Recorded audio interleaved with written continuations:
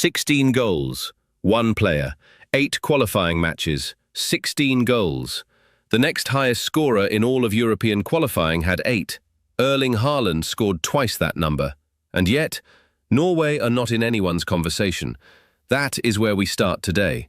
Because while the world argues over Spain, France and Argentina, 4 other teams walked into this World Cup carrying something the favourites never carry.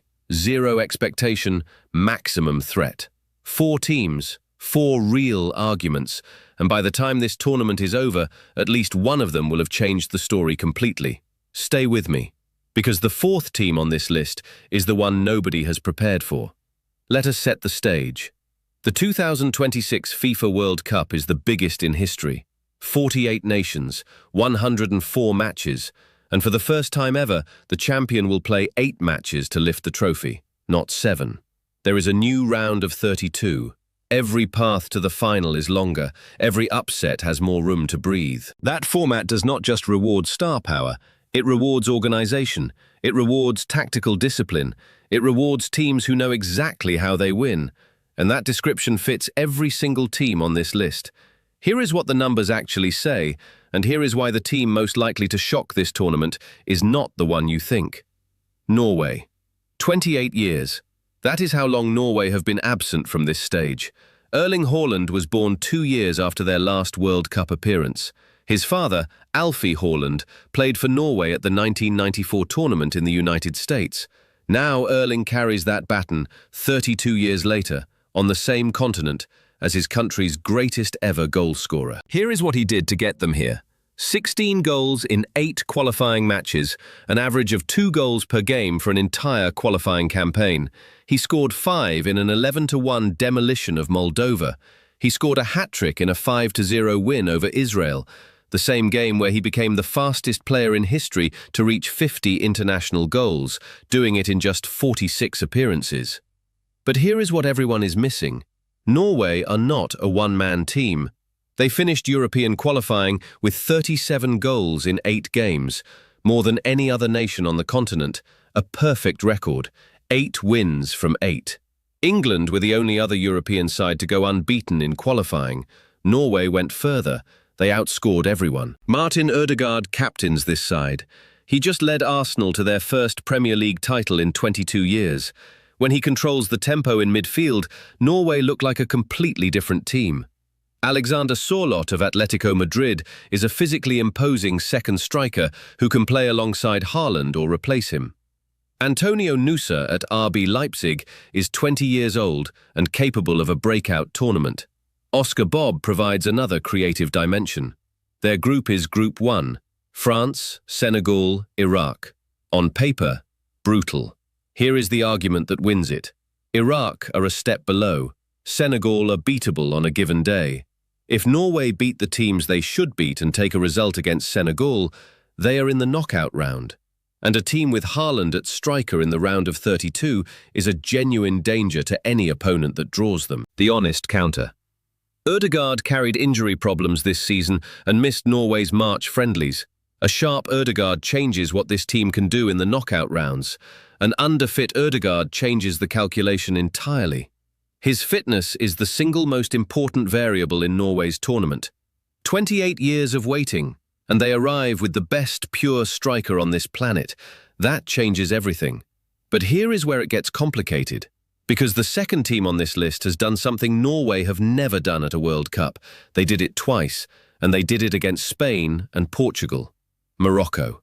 Most fans look at Group C and see Brazil, and immediately assume Morocco are there to make up the numbers. That is the exact mistake every team that has underestimated Morocco has made for the last 4 years. Let us go back to Qatar 2022. Morocco did not get lucky. They beat Spain on penalties. They beat Cristiano Ronaldo's Portugal 1-0. They reached the semi-final, the first African and Arab nation in World Cup history to do it. They only fell to France, the eventual finalists, in a match they were competitive in until the final whistle.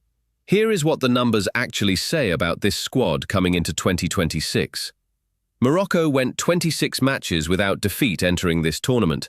In African qualifying, they scored 22 goals and conceded just 2, a defensive record that is among the best of any nation in the entire draw. FIFA rank them 8th in the world. 8th. The core of that 2022 squad is still here. Achraf Hakimi, Paris Saint-Germain, one of the best attacking fullbacks in world football. His pace, his delivery, his ability to overload the left channel gives Morocco a completely different dimension in transition. Naif Aguerd anchors the defense. Brahim Díaz provides technical quality in the final third. And Yassine Bounou in goal is one of the most reliable keepers in this entire tournament. Their opening match is against Brazil, June 13th, MetLife Stadium, the same venue as the final. If Morocco take anything from that game, Group C is wide open. The honest counter. Their manager situation was unstable. A departure less than 3 months before the tournament created real uncertainty in the camp. And Youssef En-Nesyri has been left out of the squad, which means Morocco go into this tournament without a consistent central striker. Hakimi and collective movement will need to carry the goal-scoring load.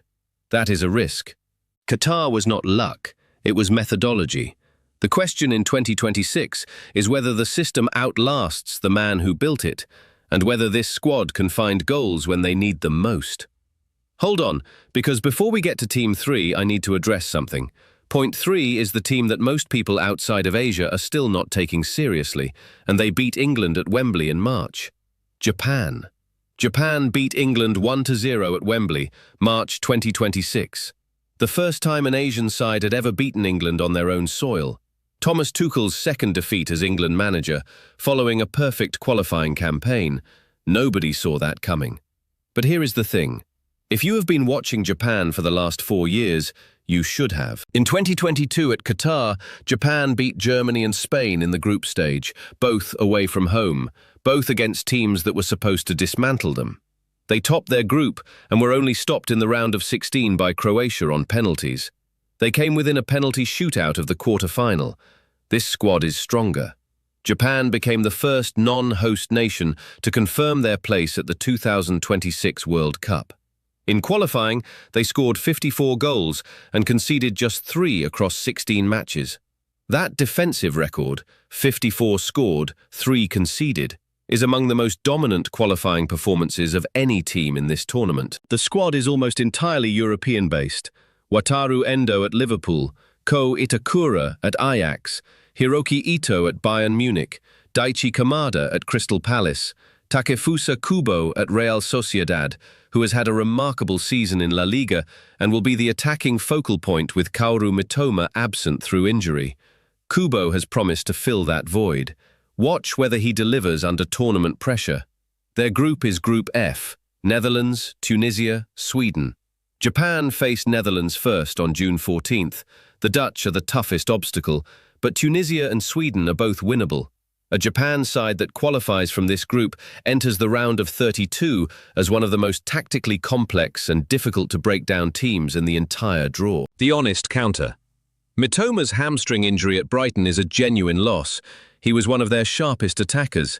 That creativity has to come from somewhere else, and Japan's ceiling in the knockout rounds depends on whether their pressing system holds against more physical European sides in a longer, more demanding format. Japan are not a surprise package anymore. They have beaten Germany, Spain, Brazil, and England since 2022. At some point, that stops being an upset and starts being the evidence. Most analysts stop here. We are not going to stop here, because the fourth team is the one I think causes the single biggest upset of this tournament, and they have 2 players in the same 11 who can end your tournament in a single game. Colombia. Here is the part that nobody is talking about. Colombia finished 3rd in CONMEBOL qualifying. They did it with 28 points from 18 games, and they finished above Uruguay on goal difference. They finished above Brazil on goal difference. That is CONMEBOL, the hardest qualifying route in world football, and Colombia came through it. 2 players make this squad a genuine threat to anyone. Luis Díaz moved to Bayern Munich from Liverpool. This season, in the Bundesliga and the UEFA Champions League, he has been one of the most dangerous wide forwards in European football. He was the 2nd highest scorer in South American qualifying with 7 goals. He can change a game alone, through pace, through directness, through moments that happen so quickly that defenders simply cannot react. Then there is James Rodríguez, 34 years old. playing in MLS with Minnesota United. On paper, past his peak. Here is the counter-argument. James won the 2014 World Cup Golden Boot, 6 goals. He broke down opponents in that tournament who were physically superior, tactically more organized, and far better funded. His football intelligence does not decline the same way pace does. He reads the game at a level that cannot be coached. And on a given day, in a knockout match, one James through ball, one curled finish from outside the box, that changes everything. Their group is Group K, Uzbekistan, DR Congo, and Portugal. Uzbekistan are making their World Cup debut. DR Congo are a significant side, but not at the level of a European or South American heavyweight. The decisive match is Portugal, and Colombia have shown repeatedly that they can compete in big moments. They reached the Copa America final in 2024 before losing to Argentina. The honest counter. James has played just 194 minutes of football this season for Minnesota United before joining the national team camp. His match sharpness is a real question. If he is not at full rhythm in the early group stage matches, Colombia need others to carry them until he finds his level. The floor is open. And here is the argument that wins it. This is the most dangerous type of group Colombia could have drawn, because it is winnable. A team with Díaz and James in the same 11, with Copa America final experience from 2024, with a qualification campaign that proved they can compete with anyone in South America. This is not a team you dismiss. This is a team you fear. 4 teams, 4 real arguments. Norway carry Haaland and 28 years of hunger. Morocco carry a system that already reached a World Cup semi-final and a 26-match unbeaten run. Japan carry a tactical identity that has beaten Germany, Spain, Brazil, and England in the last 4 years. Colombia carry 2 players in the same team who can end your tournament in a single moment. Here is what I think. At least one of these 4 knocks out a team this tournament that nobody expected them to. At least one of them reaches the quarter-final. The format rewards exactly what they bring: discipline, identity, and the ability to win a specific game on a specific day. The question is, which one? The floor is open. Which of these 4 do you think goes deepest, and which favorite do you think gets knocked out by one of them before the quarterfinals? Drop your answer below, and if you think there is a 5th team missing from this list, make the argument, because this is what the show is for.